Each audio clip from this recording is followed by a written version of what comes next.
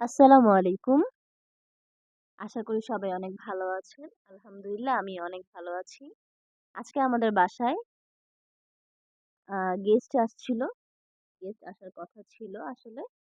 তো তাদের জন্য আমরা কি রেসিপি করলাম সেগুলো আমি তোমাদের সাথে সবকিছু শেয়ার করব এই ভিডিওতে।